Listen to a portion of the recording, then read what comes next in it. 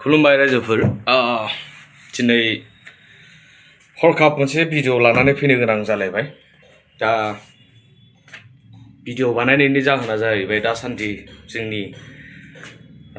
BTC ओनसोलाव सोलिबाय थानाय एसटि खौ लानानै जे नारा नाथा जुजिनाय बेनि सायाव फंनैसो दा नंगौ बियो इस्युआ जोबोद मोनसे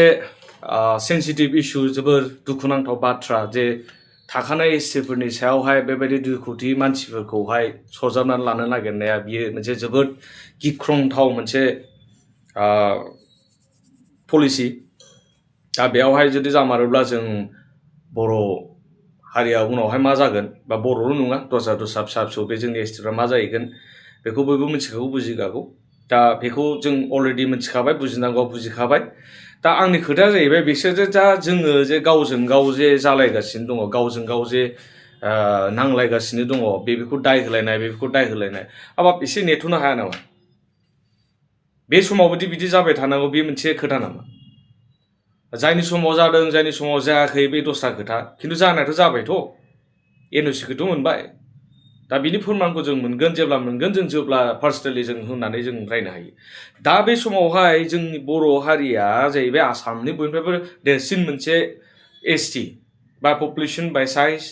गासिबो दा जों दिनै जेखौ मावगोन दस्राबा बेखौनो सोलोंगोन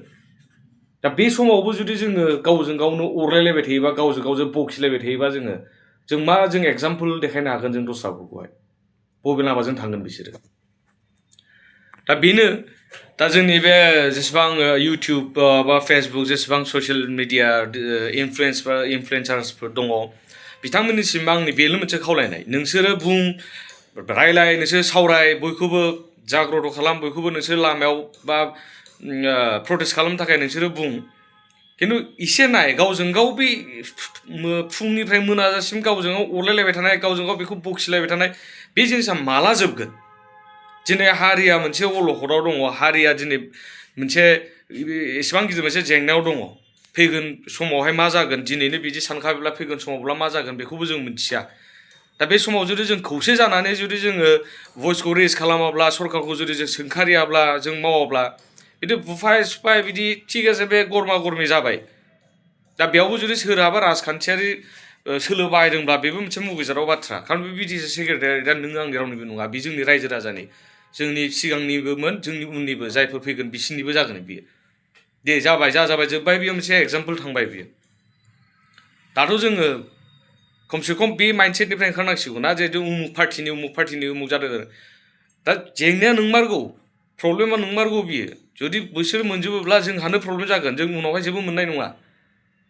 जों जाबायदि स्टेटासाव जों दा दिनै सफैदों बे स्टेटासाव जों फैफिननाय नंलिया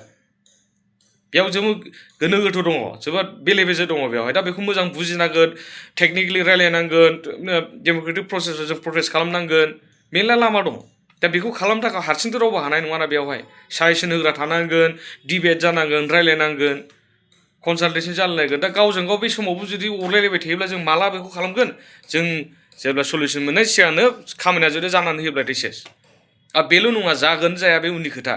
बियो मोनसे रेकमेन्डेसनसो लाबोदोंमोन बिसोरो जायाबो जानो हागौ नाथाय बियो मोनसे मेसेज बे जोंनि थाखाय मोनसे सोलोंनायनि मोनसे आयदा बियो जाहाथे इयुनावबो बिदि माबा मोनसे जायोब्ला जों माबा मोनसे खालामनाय प्रत्येक बारावनो जों माबा मोनसे बेबायदि प्रब्लेम फेस खालामो जों गावबा गाव एक्सन लालायलायो जोंखौनो बयबो बखिफिनजोबो दाथ' एसे सालाक जानांसिगौ ना दाथ' एसे ओंखारनांसिगौ बे जिनिसनिफ्राय दा बेनो आरो गावजों गाव जों ससियेल मिडिया इनफ्लुएन्सार्सफोरखौ आं बेखौनो बुंनो नागिरो जेसेबां ब्लगार्स दङ जे जिनिसखौ गाइड खालाम इस्युआ दङ खिन्थु मोनसे मोजां लामाजों गाइड खालाम आरो गावजों गाव सोंखारिलायनायखौ बादा होलायलाय बे समावहाय जोंनो बेखौ नाङा जाबाय इलेक्सन जोब्बाय 5 बोसोर दंबावो बेखौ एसे कनस्ट्राक्टिभ वे मोजाङै माबा हिसाब निकास खालामनानै रायलायलायोबा दस्रा खोथा दा बे समा बे नङा दा जों ज' मोनसे भइस रेज खालामनांगौ आरो बे उन्दै जेसेबां जोंनि ट्राइबेल फंबायफोर दङ ट्राइबेल जाथिफोर दङ बिसोरखौ जों लिड खालामनांगौ दा लिडारशिपसो लानांगौ बयनिबो जानाय खोथासो बुंनांगौ बा नों आंल' बुंबाय थानाय मा जानांगौ जोंजों लोगोसे दस्राफोरनि फिउचाराबो माबा दङ खैफोदाव दङ दा जों बेनिफ्राय ओंखारनांसिगौ गोजोन्थों